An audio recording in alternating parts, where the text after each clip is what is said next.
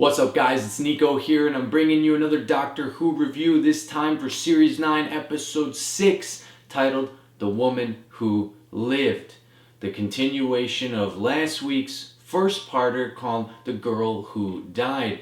And if you remember last week's episode and my review of it, you'll remember I talked about that spinning shot of a shielder, Maisie Williams, and how she's smiling, and as the days and the years and the months go by, she's kind of losing it, or maybe it's becoming more ominous. Something was going on there, and boy, was I right, and probably you, if you saw that same thing that I did.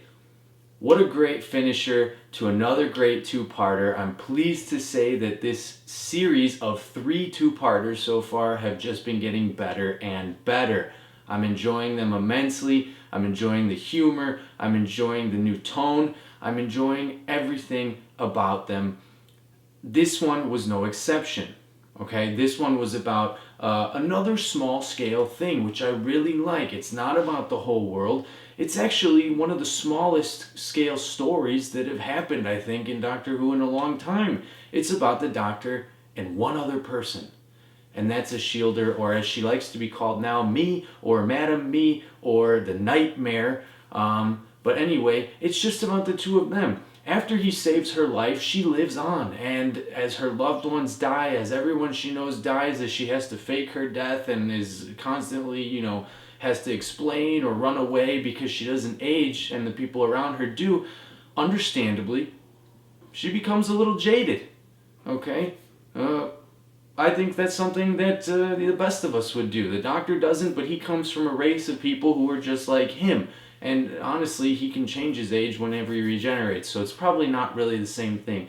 And it's about this kind of dynamic between them. She's kind of lost her way and become this not evil person, but she thinks she knows what she wants, and she thinks she's willing to risk people's lives, and she feels like she's gotten more aloof and detached, when in fact we find out at the end she really hasn't. Once the push comes to shove and she has to go through with it completely, she figures out she really does still care.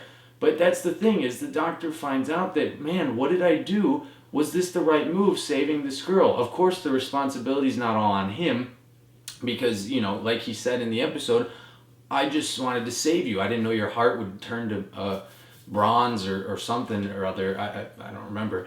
Anyway, Clara's absent in this one because it's all about the Doctor and a shielder, and it was a great dynamic, okay? He's acting like the father to her, or the mentor or something, and it's clear she's got respect for him, but she's like, in her, I guess, teenage years of immortality, she's like, look, man, I'm going to do what I want to do, you do what you want to do, and just leave me alone, no lectures, spare me, until she finds out, oops, the big weird lion guy with glowing eyes who breathes fire for some unknown reason actually tricked me, and oh shit, I need your help, and I actually do really care, and we're going to fix this thing, and now I've got this fast-talking dude with a big bushy mustache who must use pomade like it's water, stuck with me, possibly for immortal life.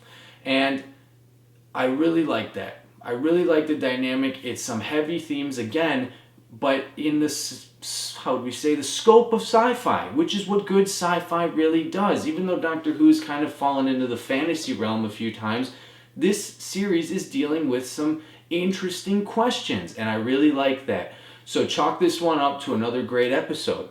The guy, I forget his name, Fast Tom Swift, whatever his name was, the jokes between him, especially when he was about to hang, and the Doctor were great. Some sharp, on-point writing there. Coincidentally, this was written by a woman. I'm not sure how many of the new Who episodes have actually been written by a woman, but it's an interesting new perspective, and I think they should open up to more if the episodes are going to be like this.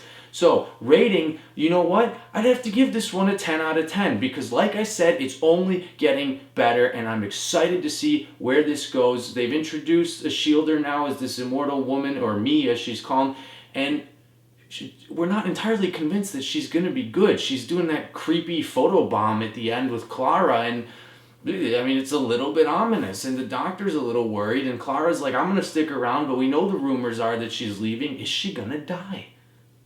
I don't know. Let's not talk about it right now. Tune in next time for the next week's episode. You can, I actually don't know what it's called, but you can follow me on @Mr. Niko Films on Twitter and Mr. Niko Films on Facebook, and I'll be back with the review for that one, whatever it may be titled. It's some Zygon thing, so it looks like we're going back to some traditional stuff. That's okay. We've had a lot of new groundbreaking things here. I'm okay to going back to some traditional stuff. So tune in next week, and until then, keep watching, guys. All right? Peace.